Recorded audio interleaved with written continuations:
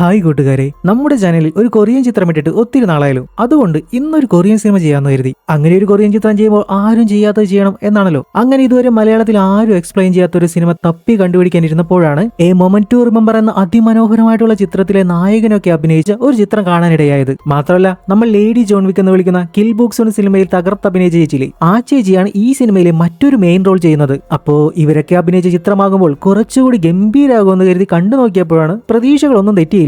So 2020 പുറത്തിറങ്ങിയ മികച്ചൊരു south Korean crime thriller ദൃശ്യാനുഭവമാണ് ഇന്ന് നമ്മൾ കാണാൻ പോകുന്ന ബീസ്റ്റ് ഗ്ലോയിങ് അറ്റ് സ്ട്രോസ് എന്ന ചിത്രം. വളരെ ദരിദ്രനായ പാവം പിടിച്ചൊരു മനുഷ്യന് അപ്രതീക്ഷിതമായിട്ട് കോടിക്കണക്കിന് പൈസ ഒരു ബാഗ് നിറയെ കിട്ടുകയാണ്. ഈ പണം എവിടെ നിന്ന് വന്നുവെന്നും ഈ പണം ആരുടെ പണമാണെന്നും ഒത്തിരി ട്വിസ്റ്റുകൾക്കും ചെറിയ വലിയ കൊലപാതകങ്ങൾക്കൊടുവിൽ അവസാനം ആർക്കാണ് ഈ പണം സ്വന്തമാക്കാൻ സാധിക്കുന്നതെന്നും, അല്ലെങ്കിൽ നമ്മൾ ചെയ്ത കഴിഞ്ഞ സിനിമയിലെ ദ ലാസ്റ്റ് സ്റ്റോപ്പ് ഇൻ യുമ കൗണ്ടിയിലെ പോലെ ആർക്കും കിട്ടാതെ ആ പണം വെറുതെ കടലാസ് കഷ്ടങ്ങൾ പോലെ പറന്നു പോകുമെന്നൊക്കെ നമുക്ക് ഈ സിനിമ കണ്ടു തന്നെ അറിയാം. സോ നമുക്ക് നേരെ വീഡിയോയിലേക്ക് പോയാലോ. ചിത്രത്തിന്റെ തുടക്കത്തിൽ നമ്മൾ കാണുന്നത് ഒരു ബാഗും കൊണ്ട് പബ്ലിക് ബാത്ത് ഹൗസിലേക്ക് വരുന്ന ഒരാളെയാണ്. അയാളുടെ മുഖം ഇപ്പോൾ റിവീൽ ചെയ്യുന്നില്ല. എന്നാൽ അവിടുത്തെ കബോർഡിലെ 47 നമ്പർ ഷെൽഫിൽ അയാളെ ബാഗ് വെക്കുന്നത് കാണിച്ചുകൊണ്ട് ഈ സിനിമയിലെ അധ്യായം 1 ഇവിടെ ആരംഭിക്കുകയാണ്. ചാപ്റ്റർ 1 ഡെപ്റ്റ് അഥവാ കടം. ഈ കാണുന്ന മനുഷ്യനാണ് നമ്മുടെ കഥയിലെ മറ്റൊരു കേന്ദ്ര കഥാപാത്രം. പേര് ജുങ്മാൻ. ഇദ്ദേഹം നേരത്തെ പറഞ്ഞ പബ്ലിക് ബാത്ത് ഹൗസിലെ ഒരു പണിക്കാരനാണ്. പുള്ളി അങ്ങനെ ആസ് യൂഷ്വൽ അവിടുത്തെ ജോലി ചെയ്യുമ്പോൾ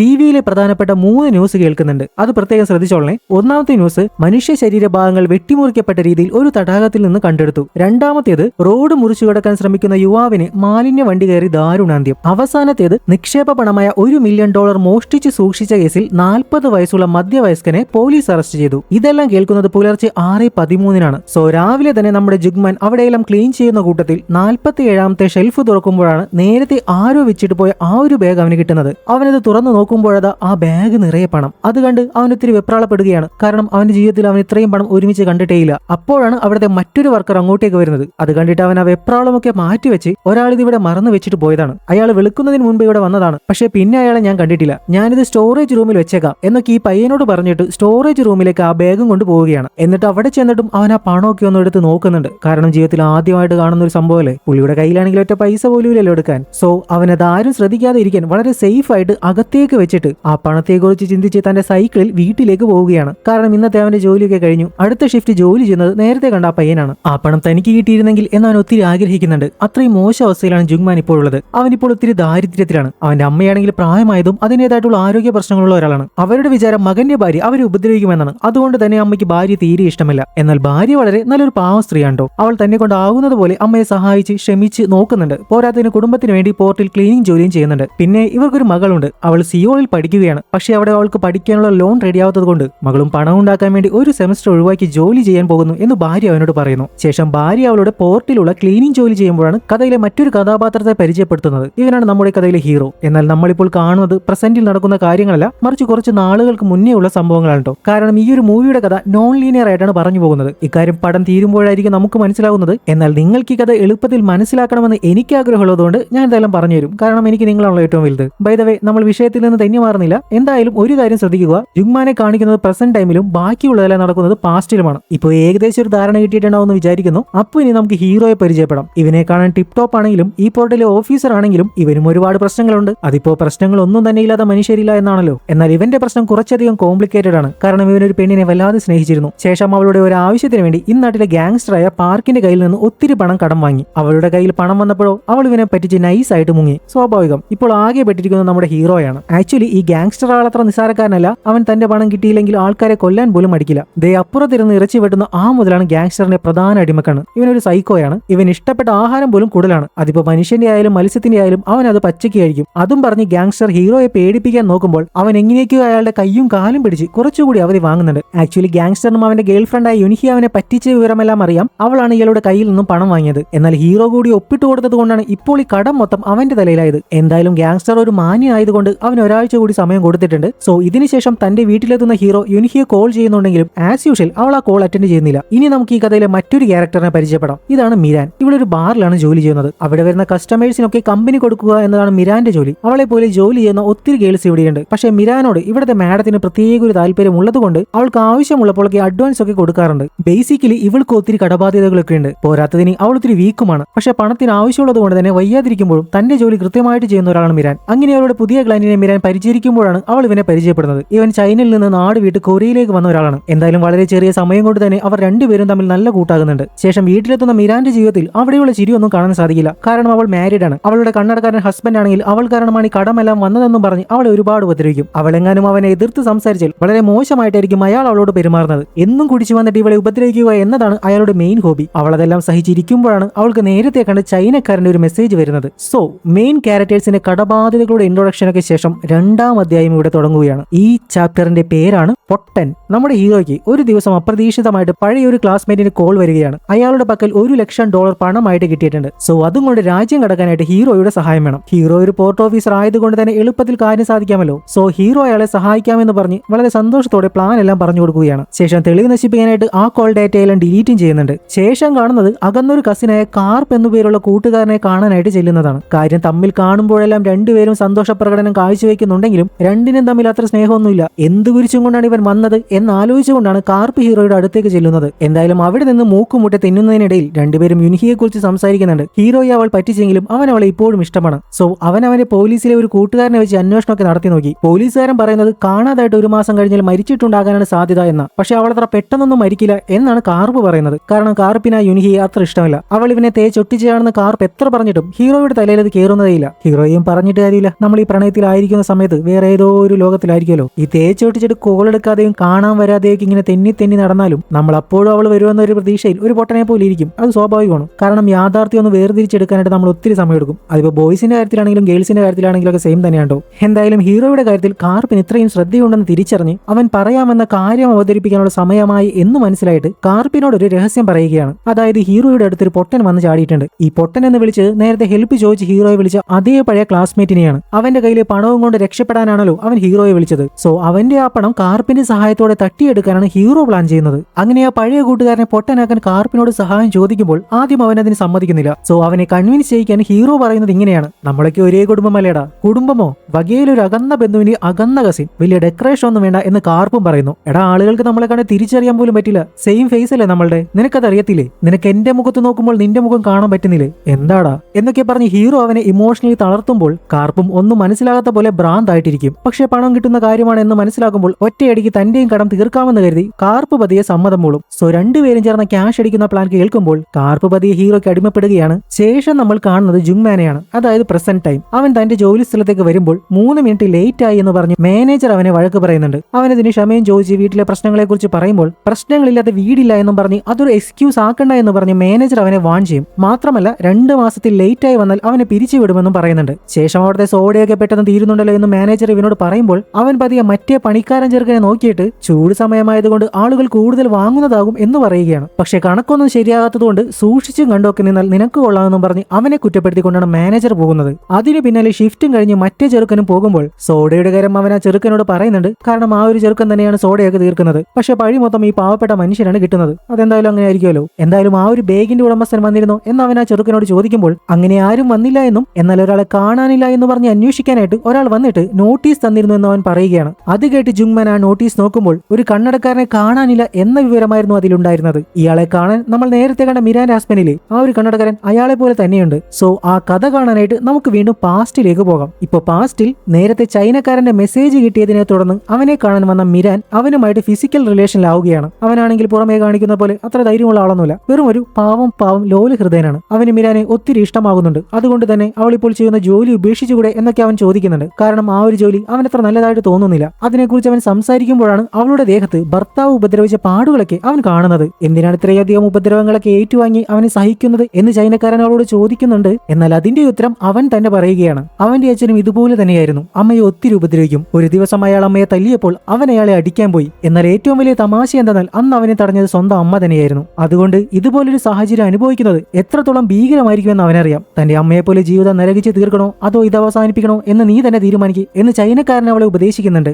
അതും കേട്ട് വീട്ടിലേക്ക് വരുന്ന മിരാൻ തന്റെ ഭർത്താവിന്റെ ലൈഫ് ഇൻഷുറൻസ് പേപ്പേഴ്സ് എടുത്തു നോക്കുമ്പോഴാണ് അതിൽ മരണാനുകൂല്യമായിട്ട് $5,00,000 എന്ന വലിയ തുക കാണുന്നത്. അത് കണ്ടവൾ എന്തൊക്കെയോ മനസ്സിൽ പ്ലാൻ ചെയ്യുമ്പോൾ അടുത്ത അധ്യായം ആരംഭിക്കുകയാണ്. 3ാമത്തെ അധ്യായം, ഭക്ഷ്യശൃംഖല. ഇപ്പോൾ കാണുന്നത് പ്രസന്റ് ടൈം ആണ്. പ്രസന്റ് ടൈമിലുള്ള ജുങ്മാന്റെ ഭാര്യക്ക് അപകടം സംഭവിച്ചതിനെ തുടർന്ന് ഹോസ്പിറ്റലിൽ അഡ്മിറ്റ് ആയിട്ടിരിക്കുകയാണ്. അമ്മയെ കാണാൻ വേണ്ടി സിയോളിൽ നിന്ന് മകളും എത്തിയിട്ടുണ്ട്. ജുങ്മാന്റെ ഭാര്യക്ക് സംഭവിച്ചത് എന്താണെന്ന് വെച്ചാൽ ഇവന്റെ പ്രായമേറിയ അമ്മ കട കടയിൽ പോകാനെന്ന് പറഞ്ഞ് ഇറങ്ങിയപ്പോൾ ഭാര്യ അവരെ തടയാൻ നോക്കിയതാ. അവരാണെങ്കിൽ ഇവളവരെ കൊല്ലാൻ നോക്കുന്നു എന്ന് പറഞ്ഞ് ആകെ ബഹളം വെക്കാൻ തുടങ്ങി. അവരുടെ മാനസിക നില തെറ്റിയപ്പോൾ പാവം ഭാര്യയാണ് ഇവിടെ ഹോസ്പിറ്റലിലായത്. ഈ മനുഷ്യനാണെങ്കിൽ അമ്മ ചെയ്ത തെറ്റിന് ഭാര്യയോട് ക്ഷമയൊക്കെ ചോദിച്ച് വീട്ടിലെത്തുമ്പോൾ അമ്മ ഇവിടെ ടിവിയിലെ ന്യൂസ് ഒക്കെ കണ്ട് നല്ല മിടുക്കി കുട്ടിയായിട്ടിരിപ്പുണ്ട്. എന്നാലും മകൻ വന്ന ഉടനെ അമ്മ അവന്റെ ഭാര്യയെക്കുറിച്ച് മോശമായിട്ട് സംസാരിക്കുകയാണ്. കാര്യം ഇവരെ സംരക്ഷിക്കാൻ വേണ്ടിയാണ് ഭാര്യ മറിഞ്ഞു വീണതെങ്കിലും അമ്മ പറയുന്നത് ഭാര്യ ഇവരെ കൊല്ലാൻ നോക്കി എന്ന് തന്നെയാണ്. അതും പറഞ്ഞ് അവർ രണ്ടുപേരും തമ്മിൽ വാക്കുതർക്കമാകുന്നുണ്ട്. ശേഷം ഉറങ്ങാൻ കിടക്കുന്ന ജുമ്മാനാണെങ്കിൽ ഒരു സമാധാനവും കിട്ടുന്നില്ല. അത് കഴിഞ്ഞ് നമ്മളെ കാണിക്കുന്നത് പാസ്റ്റിലെ ഹീറോയാണ്. ഹീറോയും കാർപ്പും കൂടി മറ്റേ പൊട്ടനെ പറ്റിച്ച് കാശുണ്ടാക്കാൻ വന്നിട്ട്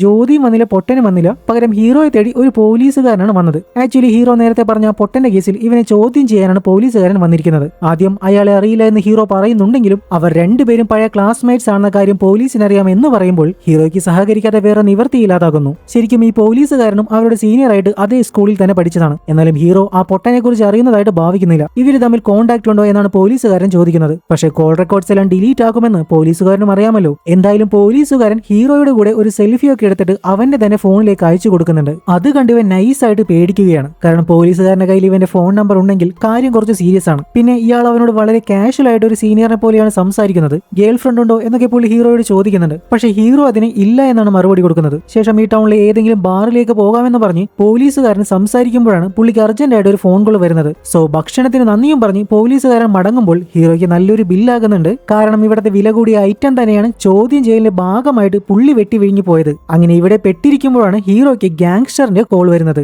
ഇതേ സമയം ചൈനക്കാരനും മിരാനും കൂടി അവളുടെ ഭർത്താവിനെ കൊല്ലാനായിട്ട് ഒരു പ്ലാൻ ഉണ്ടാക്കിയിട്ടുണ്ട്. അവനെ ഇല്ലാതാക്കിയിട്ട് രണ്ടുപേരും കൂടി ഒരുമിച്ച് ജീവിക്കാൻ തീരുമാനിക്കുകയാണ്. അപ്പോൾ പ്രസന്റിലാണെങ്കിൽ ഉറങ്ങാൻ കിടന്ന ജുങ്മാന് ആ ബാഗിലെ പണം എടുക്കാനായിട്ട് നല്ല ആഗ്രഹമുള്ളത് കൊണ്ട് അങ്ങനെ ഒരു സ്വപ്നം കാണുകയാണ്. പെട്ടെന്ന് കുക്കറിന്റെ വിസിൽ കേട്ട് ഞെട്ടി എണീക്കുമ്പോഴാണ് ജോലിക്ക് പോകാനായിട്ട് നേരം വൈകി എന്ന് മനസ്സിലാകുന്നത്. ഇന്നൽപ്പം വൈകുമെന്ന് മാനേജറിനോട് വിളിച്ചു പറയുമ്പോൾ എവിടെയോ ഇരുന്ന് ഗെയിം കളിക്കുന്ന മാനേജർ ഇവനെ ജോലിയിൽ നിന്ന് പിരിച്ചു വിടുകയാണ്. ഇവന്റെ അവസ്ഥയൊന്നും മനസ്സിലാക്കാൻ അയാൾ തയ്യാറാവുന്നതേയില്ല. സോ ആ ദേഷ്യത്തിൽ എന്തൊക്കെയോ മനസ്സിലുറപ്പിച്ച് പെരും മഴയിലും സൈക്കിൾ എടുത്ത് അവൻ ജോലി സ്ഥലത്തേക്ക് പോവുകയാണ്. പാസ്റ്റിലാണെങ്കിൽ മിരാൻ പറഞ്ഞതനുസരിച്ച് ചൈനക്കാരൻ ഒരു കാറിൽ അവളുടെ ഭർത്താവിനെയും കാത്ത് ബാറിന് പുറത്തിരിക്കുകയാണ്. അപ്പോഴാണ് കയ്യിലുള്ള ഫോട്ടോയിലെ പോലുള്ള കണ്ണടക്കാരൻ ഭർത്താവ് ബാറിന് വെളിയിലേക്ക് വരുന്നത്. അത് കാണുന്ന ചൈനക്കാരന് കുറച്ചധികം ടെൻഷൻ ആകുന്നുണ്ടെങ്കിലും ധൈര്യം സംഭരിച്ച് അയാളെ അവൻ കാർ ഇടിച്ച് കൊലപ്പെടുത്തുകയാണ്. ഇവിടെ വീട്ടിലുള്ള മിരാനും ടെൻഷൻ അടിച്ച് നിൽക്കുമ്പോഴാണ് അവളെ തേടി ചൈനക്കാരന് കോൾ വരുന്നത്. ശേഷം ആ സന്തോഷ വാർത്ത അറിയിക്കുകയാണ്. മിരാന്റെ ഭർത്താവ് മരിച്ചു കഴിഞ്ഞിരിക്കുന്നു. പക്ഷേ മിരാൻ പ്ലാൻ ചെയ്ത പോലെയല്ല കാര്യങ്ങൾ നടന്നത്. അവൻ ആ ഒരു ഡെഡ് ബോഡി ഒരു സ്ഥലത്ത് കൊണ്ട് കുഴിച്ചിട്ടു. എന്നാൽ മിരാൻ കരുതിയിരുന്നത് ഭർത്താവിന് ഡെഡ് ബോഡി കാണിച്ച് ഇൻഷുറൻസ് തുക തട്ടാമെന്നായിരുന്നു. മറ്റേ പൊടിന് കാര്യമൊന്നും അറിയാത്തതുകൊണ്ട് അവൻ ആ ഒരു ഡെഡ് ബോഡി മറവ് ചെയ്ത് തെളിവുകളെല്ലാം നശിപ്പിച്ചു. ഇത് കേൾക്കുന്ന മിരാൻ നിരാശയായിട്ട് ആ ഇൻഷുറൻസ് പേപ്പർ ഒന്നുകൂടി എടുത്തു നോക്കുമ്പോഴാണ് കാണാതായിട്ട് 5 വർഷത്തിന് ശേഷം മാത്രമേ ഒരാളെ മരിച്ചതായിട്ട് പ്രഖ്യാപിക്കുകയുള്ളൂ എന്ന് കാണുകയാണ്. പണം കിട്ടാനായിട്ട് ഇനി 5 വർഷം കൂടി കാത്തിരിക്കണോ എന്നവൾ വിഷമിച്ചിരിക്കുമ്പോഴാണ് ചൈനക്കാരൻ കൊന്നു എന്ന് അവകാശപ്പെടുന്ന ഇവളുടെ ഭർത്താവ് കൺമുന്നിൽ വന്ന് നിൽക്കുന്നത്. അവൾ അയാളെ കണ്ട് പ്രേതത്തെ കണ്ട പോലെ പേടിച്ച് നിൽക്കുമ്പോഴാണ് ചൈനക്കാരൻ കൊന്നത് വേറെ ഏതോ കണ്ണടക്കാരനെയാണെന്ന് നമുക്ക് മനസ്സിലാകുന്നത്. ആക്ച്വലി ആ കണ്ണടക്കാരനെയാണ് പ്രസന്റ് ടൈമിൽ കാണാനില്ല എന്നും പറഞ്ഞ് അന്വേഷിച്ചുകൊണ്ട് നോട്ടീസ് ഇറക്കിയിരിക്കുന്നത്. ഏതോ പാവപ്പെട്ടവൻ ഒരു കാര്യവുമില്ലാതെ മരിച്ചു. അയാൾ മരിച്ച വിവരം ഇപ്പോൾ നമ്മളും ഇവരും മാത്രമേ അറിഞ്ഞിട്ടുള്ളൂ. ശേഷം കാണിക്കുന്നത് ഗാങ്സ്റ്ററിന്റെ കോൾ വന്നതിനെ തുടർന്ന് അവിടേക്കെത്തിയ ഹീറോയാണ്. നമ്മുടെ കാർപ്പാണെങ്കിൽ ഗാങ്സ്റ്ററിന്റെ കയ്യിൽ പെട്ടിരിക്കുകയാണ്. പോരാത്തതിന് പണവുമായിട്ട് വരുന്ന നമ്മുടെ പൊട്ടന്റെ കഥയും അത് അടിച്ചു മാറ്റാനുള്ള ഹീറോയുടെ പ്ലാനും കൂടി കാർപ്പ് ഗാങ്സ്റ്ററിനോട് വിളമ്പിയിട്ടുണ്ട്. സോ ഗാങ്സ്റ്ററിന് അവന്റെ പണം എത്രയും പെട്ടെന്ന് കിട്ടുമെന്ന പ്രതീക്ഷയിൽ ഇരിക്കുമ്പോഴാണ് ഹീറോ ഇക്കാര്യങ്ങളെല്ലാം നുണയാണെന്ന് പറയുന്നത്.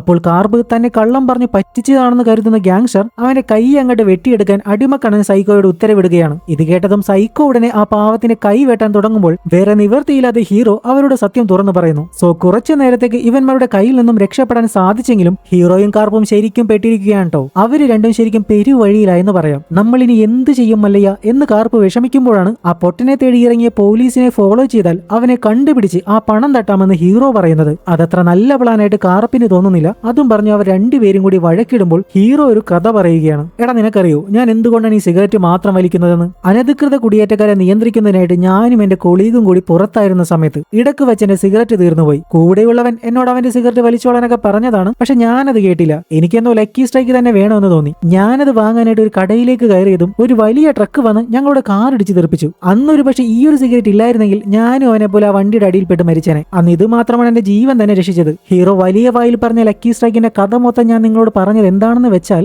ഈ ലക്കി സ്ട്രൈക്കിനെ ചുറ്റിപ്പറ്റി ഒരു ഗംഭീര ട്വിസ്റ്റ് തന്നെ വരാനുണ്ട്. അതുകൊണ്ട് ഈ ലക്കി സ്ട്രൈക്കിന്റെ കഥയൊന്നും ഓർത്തു വെച്ചോളൂ. സോ ഈ കഥയൊക്കെ പറഞ്ഞ് നല്ലൊരു മോട്ടിവേഷനും കൊടുത്ത് ഹീറോ ആ ഒരു സിഗരറ്റ് കാർപ്പിന്റെ ചുണ്ടിൽ വെച്ചു കൊടുക്കുകയാണ്. ഇതേ സമയം മിരാൻ മിരാന് സർപ്രൈസ് കൊടുക്കാൻ വേണ്ടി വളരെ ഹാപ്പി ആയിട്ട് ചൈനക്കാരൻ അവളുടെ വീട്ടിലേക്ക് വരുന്നുണ്ട്. അവൾ അവനെ കണ്ടയുടനെ അവനെയും കൂട്ടി കാറിലേക്ക് ചെന്ന് ചെക്കൻ കൊന്നത് വേറെ ആരെയോ ആണെന്ന് പറയുകയാണ്. അത് കേട്ട് ചൈനക്കാരന് നല്ല ദേഷ്യവും വിഷവും ഒക്കെ വരുന്നുണ്ട്. അവൻ ഇനി എന്ത് ചെയ്യണമെന്നറിയില്ല. അവൾ അവനോട് പറയുന്നത് ഈ കാർ എവിടെയെങ്കിലും ഒഴിവാക്കിയിട്ട് ചൈനയിലേക്ക് തിരിച്ചു പോകാനാണ്. അവനാണെങ്കിൽ അവളെ ഇവിടെ ഇട്ടിട്ട് പോകാനും തയ്യാറുമല്ല. സോ ഇപ്പോൾ തന്നെ നമുക്ക് ഒരുമിച്ച് നാട് വിടാമെന്നാണ് ചെക്കൻ പറയുന്നത്. പക്ഷെ ജീവിക്കണമെങ്കിൽ പണം വേണമല്ലോ. ഇവരുടെ കയ്യിൽ ഇല്ലാത്തതും അതാണ്. അതുകൊണ്ട് ഇവിടുത്തെ കടങ്ങളൊക്കെ ഒതുക്കിയിട്ട് അവളും ചൈനയിലേക്ക് വരാമെന്ന് പറഞ്ഞ് അവൾ അവനെ പറഞ്ഞു വിടുകയാണ്. അങ്ങനെയൊക്കെ പറഞ്ഞെങ്കിലും ഈ പ്ലാൻ എല്ലാം കൂടി കുളമായതിന്റെ ദേഷ്യമല്ല മിരാൻ നല്ല രീതിയിൽ സ്വയം കാണിക്കുന്നുണ്ട്. ശേഷം നമ്മളെ കാണിക്കുന്നത് പ്രസന്റ് ടൈമാണ്. ഇപ്പോൾ പ്രസന്റിലാണെങ്കിൽ ജുങ്മാനെ ജോലിയിൽ നിന്നും പുറത്താക്കിയല്ലോ. സോ ഉടനെ തന്നെ മറ്റൊരാളെ മാനേജർ ഇവിടെ നിയമിച്ചിട്ടുണ്ട്. അയാളെ കാണുന്ന ജുങ്മാൻ അയാൾക്ക് സംശയമൊന്നും തോന്നാത്ത വിധം സ്റ്റോറേജ് റൂമിന്റെ കീയും വാങ്ങി തന്റെ സാധനങ്ങൾ എടുക്കുന്ന ഭാവത്തിൽ പണമുള്ള ബാഗും കൊണ്ട് അവിടെ നിന്നും ഇറങ്ങുകയാണ്. അപ്പോഴാണ് കാണാതെ പോയി കണ്ണടക്കാരനെ അറിയാമോ എന്ന് ചോദിച്ച് രണ്ടുപേർ അവനെ പിടിച്ചു നിർത്തുന്നത്. അവരെയും മാനേജ് ചെയ്ത് അവൻ പുറത്തേക്ക് ഇറങ്ങുമ്പോഴിതാ മാനേജർ വന്ന് മുന്നിൽ നിൽക്കുന്നു. അയാൾ ആദ്യം അവനെ ഒരുപാട് ചോദ്യം ചെയ്യുന്നുണ്ട്. അവന്റെ കയ്യിലുള്ള ബാഗ് തന്നെയാണ് വിഷയം. അത് അവന്റെ സ്വന്തം ബുക്കും സാധനങ്ങളൊക്കെയാണെന്ന് അവൻ പറയുന്നുണ്ടെങ്കിലും മാനേജർ അത് പരിശോധിക്കണമെന്നൊക്കെ പറഞ്ഞ് വാശി പിടിച്ച് ഒരു സീൻ ക്രിയേറ്റ് ചെയ്യുകയാണ്. അവസാനം ഗതി കെട്ടിട്ട് എല്ലാ നിസ്സഹായരായ തൊഴിലാളികളെയും പോലെ മനസ്സിൽ അടക്കി പിടിച്ച ദേഷ്യവും വിഷമവുമെല്ലാം നല്ല രണ്ട് വർത്തമാനത്തിലൂടെ അങ്ങ് പറഞ്ഞ് മനസ്സിലെ ഭാരം അങ്ങ് ഇറക്കി വെക്കുകയാണ്. ശരിക്കും റിയൽ ലൈഫിലും നല്ല വർക്കേഴ്സിനെ മനസ്സിലാക്കാൻ ചില മോശപ്പെട്ട മാനേജേഴ്സിന് സാധിക്കില്ല. ഇങ്ങനെയുള്ളവന്മാരോട് ശരിക്കും രണ്ടെണ്ണം പറഞ്ഞിട്ട് തന്നെ വേണം ജോലിയിൽ നിന്നും ഇറങ്ങിപ്പോരാൻ. പക്ഷെ ഇപ്പോഴിവിടെ ജുങ്മാന് കിട്ടിയ പോലെ പണമുള്ള ബാഗൊന്നും കിട്ടാത്തത് കൊണ്ട് ഇങ്ങനെ പ്രതികരിക്കാനുള്ള ധൈര്യമൊന്നും നമുക്ക് കിട്ടിയെന്ന് വരില്ല. എന്തായാലും അവൻ ആ ബാഗും എടുത്ത് തിരിച്ച് വീട്ടിൽ പോയി അത് എണ്ണി തിട്ടപ്പെടുത്തി ഭദ്രമായിട്ട് ഒരു പെട്ടിയിലാക്കി അടച്ചു സൂക്ഷിക്കുകയാണ്. അതും കാണിച്ചുകൊണ്ട് 4ാമത്തെ അധ്യായം തുടങ്ങുകയാണ്. ഈ അധ്യായത്തിന്റെ പേരാണ് സ്രാവ്. ഇപ്പോൾ നമ്മൾ കാണുന്നത് പാസ്റ്റ് ടൈമിൽ മിരാൻ വർക്ക് ചെയ്യുന്ന ബാറാണ്. അവിടെ ചെറിയൊരു പ്രശ്നം. മിരാന്റെ ഒരു റെഗുലർ കസ്റ്റമറിന് അവളോട് കൂടെ ഇരുന്ന് വെള്ളം അടിക്കണമെന്നും പറഞ്ഞു ഒരേ ബഹളം. ഇത്തവണ ഇവിടുത്തെ മാഡം ആണെന്നും പറഞ്ഞൊരു മാഡം ഈ പ്രശ്നം സോൾവ് ചെയ്യാൻ വരികയാണ്. മാഡം വന്ന് കാര്യം അന്വേഷിക്കുമ്പോൾ അയാൾ അവരുടെ മുഖത്തൊരു അടി കൊടുക്കുന്നുണ്ട്. പെണ്ണുങ്ങളുടെ മേലെ കൈവെക്കുന്നവന്റെ വിരലല്ല വെട്ടേണ്ടത് തലയാണ് എന്നൊരു ലൈനാണ് നമ്മുടെ മാഡത്തിന്. അതുകൊണ്ട് തന്നെ മാഡം ഒരു ബിയർ ബോട്ടിലെടുത്ത് അവന്റെ തല അങ്ങോട്ട് അടിച്ചു പൊട്ടിക്കും. എന്നിട്ട് അവനെ എടുത്ത് മാറ്റിയിട് എന്ന് പറഞ്ഞിട്ട് മിരാനെയും വിളിച്ചു കൊണ്ടുപോവുകയാണ്. ശേഷം മിരാനോട് സംസാരിച്ച് അവളുടെ പ്രശ്നങ്ങളൊക്കെ മനസ്സിലാക്കുകയാണ്. മാത്രമല്ല തന്റെ മരിച്ചുപോയ ഭർത്താവും ഇങ്ങനെ ഉപദ്രവിക്കാറുണ്ടായിരുന്നു എന്നും പറഞ്ഞ് അവരവളോട് നല്ല സൗഹൃദത്തിലാവുകയാണ്. അതിനുശേഷം മിരാൻ നമ്മുടെ ചൈനക്കാരനെ കാണാനായിട്ട് അവന്റെ താമസ സ്ഥലത്തേക്ക് പോകുന്നുണ്ട്. അവൻ ചൈനയിലേക്ക് ഇതുവരെ തിരിച്ചു പോയിട്ടില്ല. ഏതോ ഒരുത്തനെ കൊന്ന കുറ്റബോധത്തിൽ ഓരോ ദുസ്വപ്നം കണ്ട് പിച്ചും പേയും പറഞ്ഞ് ഭ്രാന്ത് പിടിച്ച അവസ്ഥയിലാണ് അവൻ ഇപ്പോഴുള്ളത്. പോലീസിൽ കീഴടങ്ങണമെന്നാണ് അവൻ അവളോട് പറയുന്നത്. അവൻ ഒരിക്കലും അവളെ ഒറ്റിക്കൊടുക്കില്ല എന്നും പറയുന്നുണ്ട്. അങ്ങനെ അവളാണെങ്കിൽ അവനൊരു ആശ്വാസം കിട്ടാനായിട്ട് ആ ബോഡി കുഴിച്ചിട്ട സ്ഥലത്ത് വന്ന് അവനെയും കൂട്ടി കർമ്മങ്ങൾ ചെയ്യുകയാണ്. ഇങ്ങനെ ഈ മരിച്ചുപോയ ആളുടെ ആത്മാവിന് മോക്ഷം കിട്ടുമ്പോൾ ഇവന്റെ പ്രശ്നങ്ങൾ മാറുമെന്ന് അവൾ വിചാരിച്ചു. പക്ഷേ ഇവനൊരു ലോലഹൃദയനായതുകൊണ്ട് തന്നെ ഇവനെ കൊണ്ട് ആ കുറ്റബോധം താങ്ങാൻ പറ്റുന്നുണ്ടായിരുന്നില്ല. പാവപ്പെട്ട ഈ ചെറുക്കനെ പോലീസിൽ കീഴടങ്ങാൻ വിട്ടാൽ അധികം വൈകാതെ താനും പിടിക്കപ്പെടുമെന്ന് മനസ്സിലാക്കുന്ന മിരാൻ അവനെ അങ്ങ് കാറിടിപ്പിച്ച് കൊല്ലുകയാണ്. ശേഷം നടന്ന കാര്യങ്ങളൊക്കെ ആലോചിച്ച് അവൾ കരയുമ്പോഴാണ് ലേഡി ബോസിന് കോൾ വരുന്നത്. അവൾ ആ കോൾ എടുത്തിട്ട് അവരോടെല്ലാം തുറന്നു പറയുകയാണ്. കാരണം ഇങ്ങനെ ഒരു അവസ്ഥയിൽ അവൾക്ക് വിശ്വസിക്കാൻ പറ്റുന്ന മറ്റാരും തന്നെ അവൾക്കില്ലായിരുന്നു. അതിനുശേഷം അവൾ അവന്റെ ബോഡി അവിടെ തന്നെ കുഴിച്ചിടുകയാണ്. കുറച്ചു സമയത്തിന് ശേഷം ബോസ് അവിടേക്ക് വന്ന് അവളെയും കൂട്ടി കാറ് നശിപ്പിക്കുന്ന ഒരു സ്ഥലത്തേക്ക് പോവുകയാണ്. ഒരു അനധികൃത കുടിയേറ്റക്കാരൻ മരിച്ചാൽ ആരും ചോദിച്ചു വരില്ലല്ലോ. സോ ചൈനക്കാരൻ മരിച്ചത് കൊണ്ട് ഇവിടെ ആർക്കും നഷ്ടമില്ല. ആക്ച്വലി മിരാനും അവനെ സ്നേഹിച്ചിട്ടൊന്നുമില്ലായിരുന്നു. എല്ലാവർക്കും അവരുടെ സ്വാർത്ഥതയാണ് മുഖ്യം. എന്തായാലും മിരാനെ ഇപ്പോൾ സഹായിക്കാനായിട്ട് ബോസ് തീരുമാനിക്കുന്നു. അവളെയും കൂട്ടി ഒരു പബ്ലിക് ബാത്ത് ഹൗസിലേക്കാണ് പോകുന്നത്. കാര്യങ്ങൾ പ്ലാൻ ചെയ്യാൻ ഇതിലും നല്ലൊരു സ്ഥലം വേറെയില്ല എന്ന് തോന്നുന്നു. അതുകൊണ്ട് തന്നെ ബോസ് അവളോട് ഒരു കഥയും കാര്യവും ഒക്കെ പറഞ്ഞു കൊടുക്കുകയാണ്. സ്രാവുകളിൽ സാൻ ടൈഗർ ഷാർക്ക് എന്നറിയപ്പെടുന്ന ഒരു വിഭാഗമുണ്ട്. ഗർഭിണിയായിരിക്കുന്ന സമയത്ത് അത് 50ൽ കൂടുതൽ മുട്ടകൾ വരെ ക്യാരി ചെയ്യും. എന്നാൽ ഏറ്റവും ഭയപ്പെടുന്ന കാര്യം എന്താണെന്ന് വെച്ചാൽ അമ്മയുടെ വയറ്റിൽ വെച്ച് തന്നെ അതിന്റെ കുഞ്ഞുങ്ങൾ പരസ്പരം അങ്ങോട്ടും ഇങ്ങോട്ടും കൊന്ന് തിന്നുകളയും. ഒടുവിൽ ഒരേ ഒരു കുഞ്ഞു മാത്രമേ പുറത്തു വരികയുള്ളൂ. അതും ഒരു കടുത്ത വേട്ടക്കാരനായിട്ട് മാത്രം. സോ മിരാനും അതുപോലെ ഒരു വേട്ടക്കാരിയാകണമെന്നാണ് അമ്മച്ചി ഉപദേശിക്കുന്നത്. അതായത് കൊറിയയിൽ അപകട മരണങ്ങളിൽ പോസ്റ്റ്മോർട്ടം ചെയ്യാനുള്ള സാധ്യത വെറും 4% മാത്രമാണ്. ബോസിന്റെ ഭർത്താവിന്റെ ബോഡിയും പോസ്റ്റ്മോർട്ടം ചെയ്തിട്ടുണ്ടായിരുന്നില്ല. കവി ഉദ്ദേശിക്കുന്നത് ബോസ് തന്റെ ഭർത്താവിനെ കൊന്ന പോലെ മിരാനും അവളുടെ കണ്ണടക്കാരൻ ഹസിനെ കൊന്നിട്ട് ആ ഒരു ഇൻഷുറൻസ് പണം അടിച്ചെടുക്കണമെന്നാണ്. ആ നാട്ടിലെ പ്രശ്നങ്ങൾ അനുഭവിക്കുന്ന ഭാര്യമാരെല്ലാം കൂടി ഇങ്ങനെ ചിന്തിക്കാൻ പോയാൽ അവരെ ഉപദ്രവിക്കുന്ന ഭർത്താക്കന്മാരുടെ കാര്യത്തിൽ ഒരു തീരുമാനമാകുമെന്ന് ഉറപ്പായി. എന്തായാലും ബോസ് അവളോട് പറയുന്നത് ആദ്യ കൊലപാതകം ചെയ്യുമ്പോഴേ ബുദ്ധിമുട്ടുണ്ടാവുകയുള്ളൂ, രണ്ടാമത്തേത് എളുപ്പമായിരിക്കും എന്നാണ്. എന്തായാലേ മിരാൻ ഓൾറെഡി അവളുടെ ആദ്യ കൊലപാതകം സക്സസ്ഫുള്ളി കംപ്ലീറ്റ് ചെയ്തല്ലോ. ഇതും പറഞ്ഞ് ബോസ് എണീക്കുമ്പോഴാണ് അവരുടെ തൊടയിലായിട്ട് നേരത്തെ പറഞ്ഞ പോലെ സ്രാവിന്റെ ടാറ്റു കാണുന്നത്. മിരാന്റെ ആഗ്രഹപ്രകാരം അതേ സ്ഥലത്ത് തന്നെ സെയിം ടാറ്റു ബോസ് അവൾക്ക് അടിച്ചു കൊടുക്കുന്നുണ്ട്. ശേഷം ബോസിന്റെ നിർദ്ദേശങ്ങൾ അനുസരിച്ച് മിരാൻ വളരെ നീറ്റായിട്ട് തന്റെ ഭർത്താവിനെ കൊല്ലുകയും പോലീസിന്റെയും ഇൻഷുറൻസുകളുടെയും മുന്നിൽ സ്നേഹനിധിയായിട്ടുള്ള ഭാര്യയായിട്ട് അഭിനയിക്കുകയും ചെയ്യുകയാണ്. അങ്ങനെ നിരവധിയായിട്ടുള്ള ചോദ്യം ചെയ്യലുകളും ഒട്ടനവധി പ്രൊസീജിയറുകളൊക്കെ കഴിഞ്ഞ് കാര്യങ്ങളെല്ലാം നല്ല രീതിയിൽ അവസാനിച്ച് മിരാൻ മിരാന് ആ ഒരു ഇൻഷുറൻസ് തുക ലഭിക്കുമ്പോൾ അവൾ ആ ഒരു പണവും കൊണ്ട് ബോസിന്റെ അടുത്തേക്കാണ് ആദ്യം ചെല്ലുന്നത്.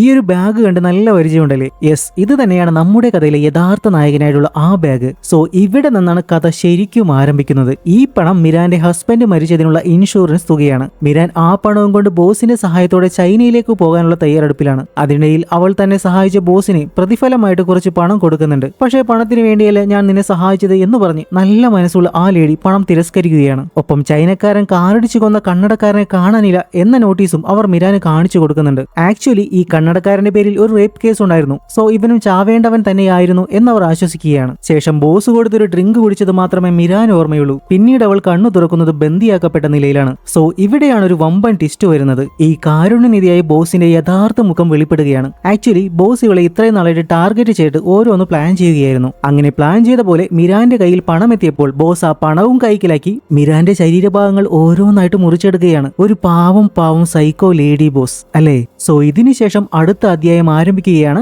Chapter 5 lucky strike. നമ്മുടെ കാർപ്പിയുടെ ഹീറോ പറഞ്ഞതനുസരിച്ച് പോലീസുകാരനെയൊക്കെ ഫോളോ ചെയ്ത് ലൈവ് അപ്ഡേറ്റ്സ് ഒക്കെ കൊടുക്കുന്നുണ്ട്. ആ കാര്യങ്ങളെല്ലാം കേട്ട് വീട്ടിലെത്തുന്ന ഹീറോയെ കാത്തു ഒരു അതിഥി ഉണ്ടായിരുന്നു. ആക്ച്വലി ഇത് അതിഥിയല്ല, ഹീറോയുടെ സ്വന്തം എക്സ് ഗേൾ ഫ്രണ്ട് ആയ യുൻഹിയാണ്. അവനെ പറ്റിച്ചിട്ട് കടന്നു കളഞ്ഞ അതേ യുൻഹി. ഇത്രയും നേരം കേട്ടുകേൾവി മാത്രമുണ്ടായിരുന്ന യുൻഹിയുടെ മുഖം നമ്മൾ ഇപ്പോഴാണ് കാണാൻ പോകുന്നത്. ഇവൾ മറ്റാരുമല്ല, നേരത്തെ മിരാനെ പറ്റിച്ച് പണവും അടിച്ച് അവളെ കൊന്നുകളഞ്ഞ അതേ ലേഡി ബോസ് തന്നെയാണ്. സോ അവൾ പണവും അടിച്ച് നേരെ വന്നത് ഹീറോയെ കാണാനാണ്. ഹീറോയാണെങ്കിൽ ഒരു തവണ പറ്റിക്കപ്പെട്ടിട്ടും വീണ്ടും അവളുടെ പഞ്ചാരവാക്കിൽ മയങ്ങി അവൾക്കൊരു ചാൻസ് കൂടി കൊടുക്കുകയാണ്.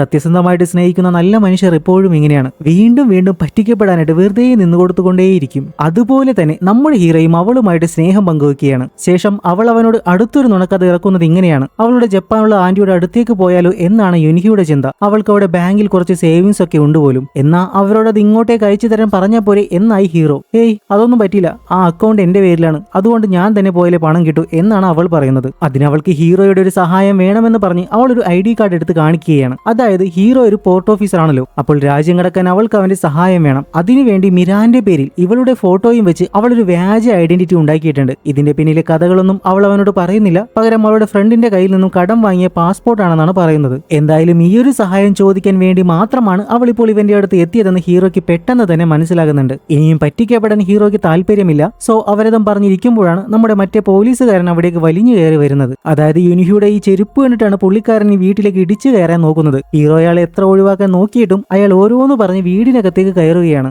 അകത്ത് വരുന്ന പോലീസുകാരൻ യുൻഹിയെ കാണുന്നുണ്ടെങ്കിലും അവൾ ഹീറോയുടെ നല്ലൊരു ഗേൾ ഫ്രണ്ട് ആയി തന്നെ പുള്ളിയുടെ മുന്നിൽ അഭിനയിക്കുകയാണ്. ശേഷം അവരവിടെ ഇരുന്ന് വെള്ളമടിച്ച് പഴയ സ്കൂളിലെ പാട്ടെല്ലാം പാടി ടൈം സ്പെൻഡ് ചെയ്യുന്നുമുണ്ട്. അതിനിടയിൽ പോലീസുകാരൻ യുൻഹിയുടെ അടുത്ത് നല്ലപോലെ ഒലിപ്പിക്കുന്നുണ്ട്. മുന്നേ പോലീസുകാരൻ ചോദിച്ചപ്പോൾ ഹീറോ പറഞ്ഞത് അവന് ഗേൾ ഫ്രണ്ട് ഒന്നും ഇല്ല എന്നാണല്ലോ. ചിലപ്പോൾ യുൻഹി ഇത്ര സുന്ദരിയായതുകൊണ്ടാവും അവനത് മറച്ചു വെച്ചത് എന്നൊക്കെ പോലീസ് തട്ടിവിടുന്നുണ്ട്. അതിനിടയിൽ ഹീറോ അയാളോട് പുള്ളി തേടി നടന്നിരുന്ന നമ്മുടെ പൊട്ടനെ കിട്ടിയോ എന്ന് ചോദിക്കുമ്പോൾ പോലീസുകാരൻ പറയുന്നത് ഒരു തടാകത്തിൽ നിന്നും ഇന്ന് കുറച്ച് ബോഡി പാർട്സ് കിട്ടിയിരുന്നു എന്നാണ്. അതൊരു സ്ത്രീയുടെ ബോഡിയായിരുന്നു. ഇതൊക്കെ പറയുമ്പോൾ യുൻഹിയുടെ എക്സ്പ്രഷൻ പതിയെ മാറുന്നത് കാണാം. അപ്പോഴാണ് പോലീസുകാരൻ പറയുന്നത് അതിലൊരു വിചിത്രമായിട്ടുള്ള കാര്യം എന്താണെന്ന് വെച്ചാൽ പോലീസുകാർ നിർബന്ധമായിട്ടും കാണണമെന്ന് കരുതി ബാക്കി വെച്ചതുപോലെ ആ പെണ്ണിന്റെ തുടയിൽ ഒരു സ്രാവിന്റെ ടാറ്റു ഉണ്ടായിരുന്നു എന്നതാണ്. അത് കേട്ടത് നമ്മുടെ ഹീറോ കഴിച്ചിരുന്ന ഭക്ഷണം അവനെ നെറുകയിൽ കയറുന്നുണ്ട്. അവനത് കേട്ട് ഞെട്ടിയിട്ട് പതിയെ യുൻഹിയെ നോക്കുമ്പോൾ അവളുടെ മുഖത്ത് വലിയ ഭാവമാറ്റമൊന്നുമില്ല. അപ്പോഴാണ് പോലീസുകാരൻ തന്റെ ഫോണിലെ ടാറ്റുവിന്റെ ചിത്രം കാണിച്ചു കൊടുക്കുന്നത്. അതോടുകൂടി ഇവളേതോ പെണ്ണിനെ കൊന്നിട്ടാണ് ഇവിടെ വന്നിരിക്കുന്നത് എന്ന കാര്യം ഹീറോയ്ക്ക് ഏകദേശം മനസ്സിലായി. അപ്പോഴേക്കും യുൻഹി അവരുടെ ഇടയ്ക്ക് കയറി സംസാരിച്ച് വിഷയം മാറ്റുകയാണ്. പെട്ടെന്ന് പോലീസുകാരൻ ഒരു കോൾ വന്നതിനെ തുടർന്ന് അയാൾ മാറി നിന്ന് സംസാരിക്കുമ്പോൾ ഹീറോ നൈസായിട്ട് അവളെ ചോദ്യം ചെയ്യുന്നുണ്ട്. പക്ഷെ അവൾ അതിന് കൃത്യമായിട്ടുള്ള മറുപടി ഒന്നും കൊടുക്കാതെ അവന്റെ ചുണ്ടിൽ ഒരു ഉമ്മ കൊടുത്ത് വിടുകയാണ്. അപ്പോഴേക്കും പോലീസുകാരൻ തിരികെ വന്നിട്ടുണ്ടായിരുന്നു. ഇവർ തേടിക്കൊണ്ടിരുന്ന പൊട്ടനെ പോലീസ് അറസ്റ്റ് ചെയ്തു എന്ന വാർത്തയാണ് പറയുന്നത്. അവൻ പണവുമായിട്ട് ഒളിച്ചു കടക്കുന്നതിനിടയ്ക്ക് ഗുൻസാനിൽ വെച്ചാണ് പിടിക്കപ്പെട്ടത്. അത് കേട്ടതും ഹീറോ ആകെ തകർന്നുപോയി. ആക്ച്വലി ഇത്രയും നേരം അയാളെ പൊട്ടൻ എന്ന് വിളിച്ചിട്ട് ഹീറോ ആണ് ശരിക്കും പൊട്ടനായത്. അയാൾ ശരിക്കും ഹീറോയെ ഒരു കരുവാക്കി കേസ് ഇങ്ങോട്ടേക്ക് തിരിച്ചുവിട്ട് വേറെ വഴിക്ക് നാടുവിടാനുള്ള പ്ലാനിലായിരുന്നു. ഇതെല്ലാം മനസ്സിലാക്കിയിരിക്കുമ്പോഴും കാർപ്പ് ഹീറോയെ ഫോണിൽ വിളിച്ചുകൊണ്ടേ ഇരിപ്പുണ്ട്. കറക്റ്റ് ആ സമയത്ത് ഡ്രിങ്ക്സ് തീർന്നതുകൊണ്ട് അത് വാങ്ങാനെന്ന പേരിൽ ഹീറോ പുറത്തേക്ക് പോവുകയാണ്. എന്തായാലും ഇപ്പോൾ 2 പുതിയ ട്വിസ്റ്റുകൾ റിവീൽ ആയിട്ടുണ്ട്. അതായത് സിനിമയുടെ തുടക്കത്തിൽ നമ്മൾ ആ 3 ന്യൂസ് കേട്ടിരുന്നില്ലേ? ഒന്ന് ഒരു തടാകത്തിൽ നിന്നും മനുഷ്യ ശരീരഭാഗങ്ങൾ കണ്ടെടുത്തു എന്നതായിരുന്നു. അത് ശരിക്കും മിരാന്റെ ബോഡിയായിരുന്നു. യുൻഹി പ്ലാൻ ചെയ്തത് താൻ മരിച്ചു എന്ന രീതിയിൽ നാട്ടിൽ മൊത്തം വ്യാജ വാർത്ത പടർത്തിയിട്ട് മിരാന്റെ ഐഡന്റിറ്റിയിൽ പണവുമായിട്ട് കടന്നു കളയാമെന്നാണ്. ഇനി ആ ഒരു പ്ലാൻ വിജയിക്കുമോ എന്ന് കണ്ടു തന്നെ അറിയാം. പിന്നെ 3ാമത്തെ ന്യൂസ് പണവുമായിട്ട് കടന്ന ഒരാളെ പോലീസ് അറസ്റ്റ് ചെയ്തു എന്നതായിരുന്നു. അത് ഹീറോയുടെ പഴയ ക്ലാസ്മേറ്റ് ആയ പൊട്ടനായിരുന്നു. സോ തിരികെ കഥയിലേക്ക് വന്നാൽ സ്രാവിന് ടാറ്റു ഉള്ള പെണ്ണ് മരിച്ചു എന്ന വാർത്ത കേട്ട് കാർബ് കാർബ് വിചാരിക്കുന്നത് അത് യുനിഹിയാണെന്നാണ്. അതവൻ ഡ്രിങ്ക്സ് വാങ്ങാനായിട്ട് കടയിലേക്ക് വന്ന ഹീറോയെ വിളിച്ചു പറയുന്നുമുണ്ട്.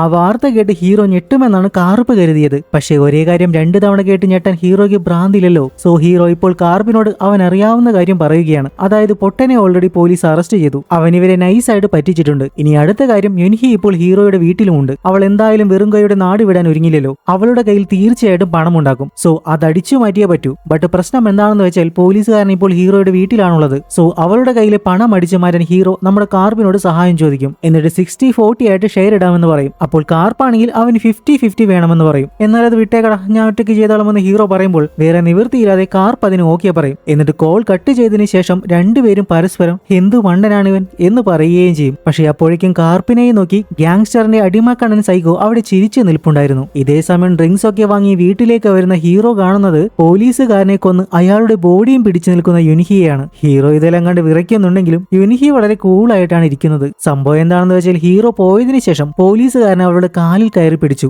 ഇവളല്ലേ ആള്, ഒറ്റയടിക്ക് അയാളുടെ ചാപ്റ്ററും ക്ലോസ് ചെയ്തു. ഇതൊക്കെ കേട്ടിട്ട് ഹീറോ ആണെങ്കിൽ ഇത് പോലീസിൽ അറിയിക്കും എന്ന് പറഞ്ഞ് നിൽക്കുകയാണ്. പക്ഷേ ഇത് ഹീറോയുടെ വീടായതുകൊണ്ട് പോലീസിൽ അറിഞ്ഞാൽ അവൻ തന്നെ അകത്താകും. സോ വേറെ നിവൃത്തിയില്ലാതെ അവൻ അവിടെയുള്ള ബ്ലഡ് ഒക്കെ ക്ലീൻ ചെയ്യുകയാണ്. യുൻഹി ആണെങ്കിൽ ആ ബോഡി എടുത്ത് ബാത്ത് ടബിൽ ഇട്ടിട്ട് ഡ്രസ്സൊക്കെ മാറ്റി വാഷ്റൂമിന് പുറത്തേക്ക് ഇറങ്ങുമ്പോൾ ഹീറോ വന്ന് അവളെ തലക്കടിച്ച് നിലത്തിടുകയാണ്. ശേഷം അവളുടെ ബാഗ് എല്ലാം പരിശോധിച്ച് കാറിന്റെ കീയും എടുത്ത് ചെന്ന് കാറ് പരിശോധിക്കുമ്പോൾ അതിന്റെ ബോട്ടിലുണ്ട് നമ്മുടെ മെയിൻ ഹീറോ ആയിട്ടുള്ള ആ പണം അടങ്ങിയ ബാഗ്. ഹീറോ ഉടനെ ആ പണവും എടുത്ത് ഹാപ്പി ആയിട്ട് അവിടെ നിന്നും ഒരൊറ്റ ഓട്ടമാണ്. കുറച്ചു സമയത്തിന് ശേഷം നേരത്തെ അടിമക്കണ്ണൻ സൈക്കോയുടെ പിടിയിലായ കാർപ്പിനെയും കൂട്ടി ഗ്യാങ്സ്റ്റർ ഹീറോയുടെ വീട്ടിലേക്ക് വന്നിട്ടുണ്ട്. അവിടുത്തെ അവസ്ഥ കണ്ടിട്ട് നടന്ന കാര്യങ്ങളെല്ലാം അവർക്ക് ഏകദേശം മനസ്സിലായിട്ടുണ്ട്. ഇപ്പോഴാണെങ്കിൽ യുൻഹിക്ക് ബോധവും തെളിഞ്ഞിട്ടുണ്ട്. സോ അവൾ ഉടനെ തന്നെ തന്റെ കയ്യിൽ ഇയാൾക്ക് കൊടുക്കാനുള്ള പണം ഉണ്ടായിരുന്നു എന്നും അതും കൊണ്ട് ഹീറോ കടന്നു കളഞ്ഞു എന്നും അവരോട് പറയുകയാണ്. അവരത് വിശ്വസിക്കാത്തത് കൊണ്ട് തന്നെ അവൾ അവരുടെ മുന്നിൽ വെച്ച് അവനെ വിളിച്ചിട്ട് സംസാരിക്കുന്നുണ്ട്. അവനാണെങ്കിൽ ആ ഒരു കാറിൽ നല്ല സ്റ്റൈലായിട്ട് പണവുമായിട്ട് പോവുകയാണ്. സോ ഇത്രയും നാൾ ഇവൾ തന്ന എല്ലാ പണിക്കുമുള്ള പ്രതിഫലമായിട്ട് ഈ പണത്തിനെ കണ്ടോളാമെന്ന് അവൻ ഹാപ്പി ആയിട്ട് പറയുകയാണ്. അങ്ങനെ അവളെ കളിയാക്കി ഹീറോ കോൾ കട്ട് ചെയ്യുമ്പോൾ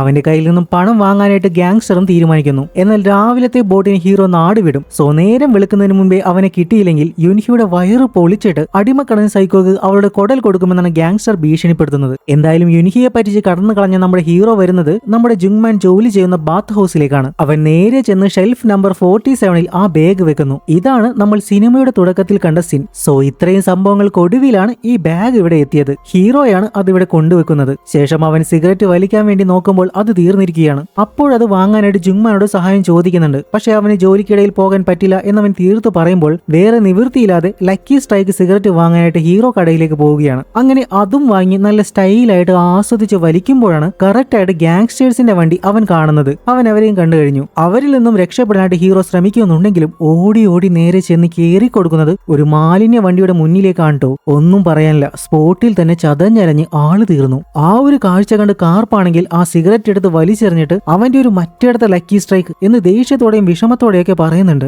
അങ്ങനെ ഒരിക്കൽ ലക്കി സ്ട്രൈക്ക് കാരണം മരണത്തിൽ നിന്ന് രക്ഷപ്പെട്ട ഹീറോ അതേ ലക്കി സ്ട്രൈക്ക് സിഗരറ്റ് കാരണം തന്നെ വളരെ ദാരുണമായിട്ട് മരണപ്പെട്ടിരിക്കുന്നു. സോ ഇതായിരുന്നു സിനിമയുടെ തുടക്കത്തിൽ കേട്ട രണ്ടാമത്തെ ന്യൂസ്. റോഡ് മുറിച്ചു കടക്കാൻ ശ്രമിച്ച യുവാവിന് മാലിന്യ വണ്ടി കയറി ദാരുണാന്ത്യം. അതിലൊന്നൊന്നര അന്ത്യമായിരുന്നു എന്തായാലും. അപ്പോഴും ആ പണം എവിടെയെന്നായിരുന്നു കാർപ്പടക്കം എല്ലാവരുടെയും സംശയം. ഇവിടെ ഈ ഒരു സംശയം തീർക്കാനായിട്ട് അവസാനത്തെ അധ്യായത്തിലേക്ക് നമുക്ക് പോകാം. ഈ അധ്യായത്തിന്റെ പേരാണ് മണി ബാഗ്. സോ ഇപ്പോൾ കഴിഞ്ഞുപോയ എല്ലാ കാര്യങ്ങളിലും ഒരു ക്ലാരിറ്റി വന്നിട്ടുണ്ട്. ഇനി അങ്ങോട്ട് മുഴുവൻ പ്രസന്റിൽ നടക്കുന്ന കാര്യങ്ങളാണ്. ഹോസ്പിറ്റലിൽ നിന്നും ഡിസ്ചാർജ് ആയ ജുങ്മാന്റെ ഭാര്യ വീണ്ടും ജോലിക്ക് പോകാൻ തുടങ്ങുകയാണ്. ഇപ്പോഴാണെങ്കിൽ ജുങ്മാന്റെ ജോലി പോയിരിക്കുന്നത് കൊണ്ട് തന്നെ അവൻ പതിയെ ഒരു ഷോപ്പ് തുറന്ന് ബിസിനസ് ആരംഭിച്ചാലോ എന്ന് ഭാര്യയോട് പറയുന്നുണ്ട്. പക്ഷെ അതിനുള്ള പണം നമ്മുടെ കയ്യിലില്ലല്ലോ എന്ന് ഭാര്യ പറയുമ്പോൾ അത് തനിക്കുണ്ടാക്കാൻ സാധിക്കുമെന്നാണ് അവൻ പറയുന്നത്. അപ്പോഴും അവന്റെ കയ്യിലുള്ള പണമടങ്ങിയ ബാഗിനെ കുറിച്ച് ഭാര്യയോട് അവൻ പറയുന്നില്ല. അതുകൊണ്ട് തന്നെ അവൾ അത് കാര്യമാക്കാതെ ജോലിക്ക് പോകുന്നു. അപ്പോൾ തന്നെ അവന് പഴയ മാനേജറിന്റെ കോൾ വരുന്നുണ്ട്. അവന്റെ പഴയ ശമ്പള കുടിശ്ശികയെ കുറിച്ച് സംസാരിക്കാനായിട്ട് കാണണമെന്ന് പറയുകയാണ്. പക്ഷെ അവൻ ആദ്യം അതിന് സമ്മതിക്കില്ലെങ്കിലും മാനേജർ വളരെ മാന്യമായിട്ട് സംസാരിച്ച് അവനെ ഒരു കോഫി ഷോപ്പിലേക്ക് വിളിച്ചു വരുത്തുന്നു. അവിടെ എത്തുമ്പോഴാണ് അയാൾ അവനെ പറ്റിച്ചതാണെന്ന് മനസ്സിലാകുന്നത്. അതങ്ങനെയല്ലേ വരൂ, ഈ മാനേജർ അത്ര പെട്ടെന്ന് നല്ലയാളവൻ ഒരു ചാൻസും ഇല്ലല്ലോ. ഇവിടെ ജുങ്മാനെയും കാത്തിരുന്നത് മറ്റാരുമല്ല യുൻഹിയും ഗ്യാങ്സ്റ്ററുമാണ്. ഗ്യാങ്സ്റ്റർ സ്വയം സിയോളിൽ നിന്ന് വന്ന പോലീസുകാരനായാണ് അവനെ പരിചയപ്പെടുത്തുന്നത്. യുൻഹി നേരെ ഹീറോയുടെ ഫോട്ടോ കാണിച്ചിട്ട് അയാളെ കണ്ടിട്ടുണ്ടോ എന്ന് ഇവനോട് ചോദിക്കുകയാണ്. ശേഷം ആ മണി ബാഗിന്റെ ഫോട്ടോയും കാണിച്ചു കൊടുക്കുന്നുണ്ട്. അവർ ഈ ബാഗ് അന്വേഷിച്ച് വന്നതാണെന്ന് മനസ്സിലാക്കുമ്പോൾ ജുങ്മാൻ അവരുടെ ഹീറോയെ കണ്ടതായിട്ട് ഓർക്കുന്നില്ല എന്ന് പറയുന്നു. പക്ഷേ മാനേജർക്ക് ഈ ബാഗ് നല്ല ഓർമ്മയുണ്ടല്ലോ, അതും കൊണ്ട് ജുങ്മാൻ അന്ന് പോയതും പുള്ളി മറന്നിട്ടില്ല. കടയിലെ മറ്റേ ചെറുക്കനാണെങ്കിൽ ആ ബാഗ് ആരോ അവിടെ വിട്ടിട്ട് പോയ കാര്യം ജുങ്മാൻ അവനോട് പറഞ്ഞിരുന്നു എന്നാണ് പറഞ്ഞത്. സോ ഇവർക്കെല്ലാം തന്നെയാണ് സംശയം എന്ന് മനസ്സിലാക്കുന്ന ജുങ്മാൻ അത് തന്റെ സ്വന്തം ബാഗാണെന്നും ഒരേ മോഡലുള്ള ഒന്നിലധികം വീട്ടിലും ബാഗുകൾ ഉണ്ടാകുമല്ലോ എന്നും പറയുകയാണ്. മാത്രമല്ല മറ്റേ പണിക്കാരൻ ചെറുക്കൻ കള്ളം പറയുന്നതാണെന്ന് വിശ്വസിപ്പിക്കാനായിട്ട് അവിടുത്തെ സോഡയെല്ലാം മോഷ്ടിച്ചതും അവനായിരുന്നു എന്ന് തുറന്നു പറയുകയാണ്. അത് കേട്ടിട്ട് യുൻഹിക്കും ഗാങ്സ്റ്ററും നല്ല ബോറടിക്കുന്നുണ്ട്. മാനേജറാണെങ്കിൽ ഇവന്റെ തലയിൽ കുറ്റം കെട്ടിവെക്കാനായിട്ട് മാക്സിമം ശ്രമിക്കുന്നുണ്ട്. അപ്പോൾ ജുങ്മാൻ ആ ബാഗ് തന്റെ പിറന്നാളിന് അവന്റെ ഭാര്യ തന്ന സമ്മാനമാണെന്ന് പറഞ്ഞ് അവരോട് ആണയിടുകയാണ്. ഇനി ഇവിടെ ഇരുന്ന് കൂടുതൽ സംസാരിച്ചിട്ട് കാര്യമില്ല എന്ന് മനസ്സിലാക്കി യുൻഹിയും ഗാങ്സ്റ്ററും എണീറ്റ് പോകുമ്പോൾ മാനേജർ ശരിക്കും പ്ലിങ് ആവുന്നുണ്ട്. പക്ഷെ യുൻഹിയാണെങ്കിൽ എന്തൊക്കെയോ ആലോചിച്ച് കണക്ക് കൂട്ടിയാണ് പിന്നീട് കാറിൽ വന്നിരിക്കുന്നത്. അപ്പോൾ തന്നെ ജുങ്മാൻ അവന്റെ സൈക്കിളും എടുത്ത് പാഞ്ഞ് വീട്ടിലേക്ക് കയറുകയാണ്. അമ്മ അവിടെ ശ്രദ്ധിച്ചിരുന്ന് TV കാണുന്നുണ്ട്. ജുങ്മാന് പിന്നാലെ ഗാങ്സ്റ്ററും കൂട്ടരും അവന്റെ വീട്ടിലേക്ക് കയറുകയാണ്. അവർ കറക്റ്റ് ആയിട്ട് വാതിൽ തുറക്കുമ്പോഴേക്കും അവൻ ആ ബാഗിലെ പണമെല്ലാം എടുത്ത് താഴെ ഇടുന്നുണ്ടാകും. ഇവൻ പറഞ്ഞത് വിശ്വസിച്ച് തിരികെ പോകാൻ യുൻഹി അത്ര മണ്ടിയൊന്നുമല്ലല്ലോ. സോ അവൾ വിചാരിച്ച പോലെ പണം വീണ്ടും യുൻഹിയുടെ കൈകളിൽ അതേ ബാഗിൽ തന്നെ തിരിച്ചു കിട്ടി. പക്ഷെ മകളുടെ ഫീസ് അടക്കാനായിട്ട് ജുങ്മാൻ അതിൽ നിന്നും കുറച്ച് പണം എടുത്തിരുന്നു. അതിനെക്കുറിച്ച് അവൻ പറയുമ്പോൾ അവിടെ താഴെ കിടന്നിരുന്ന ഒരു കത്തി അവൾ ശ്രദ്ധിക്കുന്നുണ്ട്. ശേഷം പണവും എടുത്ത് അവൾ അവിടെ നിന്ന് എഴുന്നേൽക്കുമ്പോഴാണ് അവന്റെ അമ്മ അവിടേക്ക് വരുന്നത്. അമ്മയുടെ വിചാരം മരുമോൾ പറഞ്ഞിട്ട് അമ്മയെയും മകനെയും കൊല്ലാൻ വേണ്ടി വന്ന ആളുകളാണ് ഇവരെന്നാണ്. പക്ഷെ അങ്ങനെയല്ല അമ്മേ, ഇതൊരു പോലീസുകാരനാണെന്നും പറഞ്ഞ് അവൻ അമ്മയെ സമാധാനിപ്പിക്കുമ്പോഴാണ് ബോധമില്ലാത്ത അമ്മ പോലും മോനെ മണ്ടൻ എന്ന് വിളിക്കുന്നത്. ഏത് പോലീസുകാർക്കട പോട്ടെ കയ്യിലൊക്കെ പച്ചകുത്താൻ അനുവാദമുള്ളത് എന്ന് അമ്മ ചോദിക്കുമ്പോഴാണ് അവനും അക്കാര്യം ശ്രദ്ധിക്കുന്നത്. എന്നാലും അമ്മയ്ക്ക് സുഖമില്ലാത്തത് കൊണ്ടാണെന്നും പറഞ്ഞ് അവൻ അമ്മയെ കൊണ്ടുപോകാൻ ശ്രമിക്കുമ്പോൾ നടന്നു പോകുന്ന യുൻഹിയുടെ മുടിക്ക് കയറി പിടിച്ച് അമ്മ വലിയ ബഹളം ഉണ്ടാക്കുകയാണ്. അവൾ അപ്പോൾ തന്നെ അമ്മയെ തള്ളി താഴെ കിടന്നുണ്ട്. ഉടനെ തന്നെ ഗാങ്സ്റ്റർ അവിടുത്തെ തേപ്പ് വെട്ടി എടുത്തിട്ട് ജുങ്മാന്റെ തലക്കടിക്കും. അത് കണ്ട് മകനെ വിളിക്കുന്ന അമ്മയെയും ഗാങ്സ്റ്റർ ആ തേപ്പ് വെട്ടി വെച്ച് അടിച്ച് ബോധം കെടുത്തുമ്പോൾ യുൻഹി നൈസായിട്ട് വന്ന് ഗാങ്സ്റ്ററിന്റെ പിന്നിൽ കുത്തും, പിന്നെ മുന്നിൽ വന്ന് കുത്തും. അങ്ങനെ അവനെ സിമ്പിൾ ആയിട്ട് കൊലപ്പെടുത്തുകയാണ്. എന്നിട്ട് ഈ പണം എന്റെയാണെന്ന് അഭിമാനത്തോടെ പറയും. അല്ല പിന്നെ അവൾ എത്ര കഷ്ടപ്പെട്ട് ആൾക്കാരെ പറ്റിച്ചും കൊന്നുണ്ടാക്കിയ പണമാണ് അല്ലെ? അത് ഇയാൾക്ക് വിട്ടുകൊടുക്കാൻ അവൾ അത്ര മണ്ടിയൊന്നുമല്ലല്ലോ. അതുകൊണ്ടാണ് അവൾ നേരത്തെ തന്നെ അവിടെ കിടന്നിരുന്ന ആ ഒരു കത്തി നോക്കി വെച്ചത്. എന്തായാലും അവൾ ആ പണം എടുത്തിട്ട് അവിടുത്തെ ഗ്യാസും തുറന്നു വിട്ടാണ് അടിമക്കണ്ണൻ സൈക്കോയുടെ കണ്ണിൽപ്പെടാതെ അവിടെ നിന്ന് രക്ഷപ്പെട്ടു പോകുന്നത്. അവൾ പോയി കഴിഞ്ഞാണ് ആ വീട്ടിൽ നിന്ന് തീയും പുകയും വരുന്നത് സൈക്കോ ചെക്കൻ കാണുന്നത്. അവൻ വേഗം ചെന്ന് നോക്കുമ്പോൾ അവനെ ഇത്രയും നാൾ തീറ്റിപ്പോറ്റിയ ആശാൻ അവിടെ മരിച്ചു കിടക്കുന്നു. അത് കണ്ട് അവന്റെ മുഖത്ത് നല്ല ദേഷ്യവും വിഷമവും ഒക്കെ വരുന്നുണ്ട്. അങ്ങനെ അവരെല്ലാവരും മരിച്ചു എന്ന് കരുതി വിഷമിക്കേണ്ട, കാരണം കുറച്ച് നിമിഷങ്ങൾക്കകം നമ്മുടെ ജുങ്മാന് ബോധം വരുന്നുണ്ട്. അവൻ അമ്മയും തോളിൽ എടുത്തുകൊണ്ട് വീട് കത്തിത്തീരുന്നതിന് മുൻപേ തന്നെ വീടിന് പുറത്തു കിടക്കും. ഭാഗ്യത്തിന് രണ്ടുപേർക്കും ജീവൻ ആപത്തൊന്നും സംഭവിച്ചില്ല. സ്വന്തം വീട് കത്തുന്നത് കണ്ട് അവൻ ഇരുന്ന് അലറി കരയുമ്പോൾ അമ്മ അവന്റെ അടുത്ത് വന്ന് ആശ്വസിപ്പിക്കും. കൊറിയൻ യുദ്ധകാലത്ത് നമ്മുടെ രാജ്യം മൊത്തം ഇതുപോലെയായിരുന്നു. നീ വിഷമിക്കാതെ ഇരിക്കെ, നമ്മുടെ ജീവൻ ബാക്കിയുണ്ടല്ലോ. രണ്ട് കൈയും കാലും കൊണ്ട് നിനക്കിത് വീണ്ടും ഓരോന്ന് തുടങ്ങാൻ സാധിക്കും. ഒരുപക്ഷെ ഇത് തന്നെയായിരിക്കുമല്ലേ തകർന്നടിഞ്ഞ ഒരു മനുഷ്യന് കൊടുക്കാൻ പറ്റിയ ഏറ്റവും വലിയ ഉപദേശം. ഈ അമ്മയ്ക്ക് ബോധമില്ലാന്ന് ചുമ്മാ കള്ളം പറഞ്ഞാണെന്ന് തോന്നുന്നു. എന്തായാലും ഇവിടെ ഈ പണിയൊക്കെ ഒപ്പിച്ചു വെച്ചിട്ട് രാജ്യം കടക്കാനായിട്ട് പോർട്ടിലേക്ക് വന്നിരിക്കുകയാണ് യുൻഹി ചേച്ചി. അവൾ അവിടെ ചെന്നിട്ട് ഒരു ഷെൽഫിൽ ആ ബാഗ് എടുത്തു വെച്ചിട്ട് വാഷ്റൂമിലേക്ക് വരുമ്പോൾ അവിടേക്ക് നമ്മുടെ അടിമക്കണ്ണൻ സൈക്കോയും വരും. അവനാണ് യഥാർത്ഥ അടിമ, നന്ദിയുള്ള അടിമ. അവൻ അവന്റെ ആശാനെ കൊന്ന യുൻഹിയെ ഒരു ദയയും ദാക്ഷിണ്യവുമില്ലാതെ വലിച്ചിഴച്ച് കത്തി കൊണ്ട് കുത്തി കുത്തി ആ വയറൊക്കെ കീറി അവൻ ആ കൊടല് തിന്നും. ഭാവത്തിന് ഇനി സമയത്ത് കുടൽ കൊടുക്കാനായിട്ട് അവന്റെ ആശാൻ ജീവനോടെ ഇല്ലല്ലോ. അങ്ങനെ ചട്ടനെ പൊട്ടൻ ജയിച്ചാൽ പൊട്ടനെ ദൈവം ചതിക്കുമെന്ന് പറഞ്ഞതുപോലെ യുൻഹി ചേച്ചിയുടെ വിധിയും ഇങ്ങനെയായി. നമ്മുടെ അടിമക്കണ്ണ് പണിയും തീർത്ത് അന്തസ്സായിട്ട് അവിടെ നിന്ന് ഇറങ്ങിപ്പോകും. അടുത്ത ദിവസം രാവിലെ TV ന്യൂസിൽ യുൻഹിയുടെ മരണ വാർത്തയൊക്കെ വരുന്നുണ്ട്. CCTV ദൃശ്യങ്ങളിൽ നിന്നും അടിമക്കണ്ണൻ സൈക്കോയാണ് പ്രതിയെന്ന് പോലീസിന് മനസ്സിലായിട്ടുണ്ട്. അതുപോലെ തന്നെ യുൻഹി കൊന്ന പോലീസുകാരന്റെ ബോഡിയും ഹീറോയുടെ അപ്പാർട്ട്മെന്റിൽ നിന്ന് കണ്ടെത്തിയിട്ടുണ്ട്. ഹീറോ മരിച്ച സാഹചര്യത്തിൽ പോലീസുകാർക്ക് കേസ് വലിയൊരു തലവേദനയായിരിക്കുകയാണ്. സത്യം പറഞ്ഞാൽ ഈ ബാഗുമായി ബന്ധപ്പെട്ട എല്ലാവരും ഇപ്പോൾ മരിച്ചു കഴിഞ്ഞു. ഇതിനിടയിൽ കാർപ്പിന് എന്താണ് സംഭവിച്ചത് എന്നറിയില്ല. ഗാങ്സ്റ്റർ അവനെ വെറുതെ വിട്ടോ അതോ കൊന്നുകളഞ്ഞോ എന്നൊന്നും കാണിച്ചില്ലായിരുന്നു. ഇവിടെ ഇത്രയും മരണങ്ങൾ സംഭവിച്ചത് മാത്രമാണ് പോലീസുകാർക്കും മീഡിയയ്ക്കും അറിയുന്നത്. എല്ലാ മരണവും തമ്മിൽ ബന്ധമുണ്ടെന്നും അത് ഈ ബാഗുമായിട്ടാണ് കണക്റ്റഡ് ആയിരിക്കുന്നതെന്നും നമുക്ക് മാത്രമേ അറിയൂ. അപ്പോഴും ആ ബാഗ് ഇപ്പോൾ അനാഥമായിട്ട് പോർട്ടിലെ ആ ഷെൽഫിനുള്ളിൽ തന്നെയാണല്ലോ എന്ന് വിഷമിച്ചിരിക്കുമ്പോഴാണ് അവിടെ ജോലി ചെയ്യുന്ന ജുങ്മാന്റെ ഭാര്യയ്ക്ക് അപ്രതീക്ഷിതമായിട്ട് ക്ലീനിങ്ങിനിടയിൽ വാഷ്റൂമിൽ നിന്നും ആ ഷെൽഫിന്റെ കീ കിട്ടുന്നത്. അവൾ ആ കീയും എടുത്ത് നേരെ ചെന്ന് ആ ഷെൽഫ് തുറന്നു നോക്കിയപ്പോൾ ആദ്യ സീനിൽ ജുങ്മാൻ ഞെട്ടിയ പോലെ തന്നെ ആ പണം കണ്ട് അവരുടെ കണ്ണും പുറത്തേക്ക് തള്ളി വരികയാണ്. പക്ഷെ ആ പണം കിട്ടിയ വിവരം ആ പോർട്ടിൽ റിപ്പോർട്ട് ചെയ്യാതെ തന്റെ കുടുംബത്തിന്റെ തലവരെ തന്നെ മാറ്റിമറിക്കാൻ പോകുന്ന ആ നിധിയും എടുത്തിട്ട് ആ പാവപ്പെട്ട സ്ത്രീ വീട്ടിലേക്ക് നടന്നു പോകുമ്പോൾ ഈ സിനിമയിൽ മുഴുവൻ നിറഞ്ഞു നിന്ന നമ്മുടെ മെയിൻ ഹീറോയായ മണി ബാഗിനെ കാണിച്ചുകൊണ്ട് ബീസ്റ്റ് ക്ലോയിങ് അറ്റ് സ്ട്രോസ് എന്ന ചിത്രം ഇവിടെ അവസാനിക്കുകയാണ്. സോ എങ്ങനെയുണ്ടായിരുന്നു ഈ ഒരു മൂവി? വളരെ രസകരമായി ചടുലമായി പോകുന്ന കഥയായിരുന്നു. എന്തായാലും യൂണിവേഴ്സ് ആഗ്രഹിക്കുന്നത് പോലെ തന്നെ സ്ക്രിപ്റ്റ് റൈറ്റേഴ്സ് എഴുതി വെച്ചതനുസരിച്ച് പാവപ്പെട്ട കുടുംബത്തിന്റെ രക്ഷകനായിട്ട് ആ പണം ആദ്യവും അവസാനവും ജുങ്മാന്റെ കുടുംബത്തിലേക്ക് തന്നെ വരികയാണ്. ദുഷ്ടന്മാർക്ക് എന്നും ഉറപ്പായിട്ടും ഈ സിനിമയിലെ വില്ലന്മാരുടേതുപോലുള്ള അന്ത്യമായിരിക്കും. പക്ഷെ നല്ലവരായിട്ടുള്ള നമ്മളെ പോലുള്ള കുറച്ച് നല്ല മനുഷ്യർക്ക് എന്നെങ്കിലും ഒരിക്കൽ നന്മ തിരിച്ചു കിട്ടുമെന്ന പ്രതീക്ഷയിൽ ഈ വീഡിയോ ഇവിടെ അവസാനിക്കുമ്പോൾ ഈ കഥയും എക്സ്പ്ലനേഷനും ഒക്കെ ഇഷ്ടപ്പെട്ടെങ്കിൽ തീർച്ചയായിട്ടും ഒന്ന് കമന്റ് ചെയ്യാനും ലൈക്ക് ചെയ്യാനും അതുപോലെ കൂട്ടുകാർക്കൊന്ന് ഷെയർ ചെയ്യാൻ കൂടി മറക്കരുതേ. അടുത്ത വീഡിയോയിൽ കാണുന്നത് വരെ എല്ലാവരും ഹാപ്പി ആയിട്ടിരിക്കുക. അപ്പോ വീണ്ടും കാണുന്നത് വരെ ബൈ.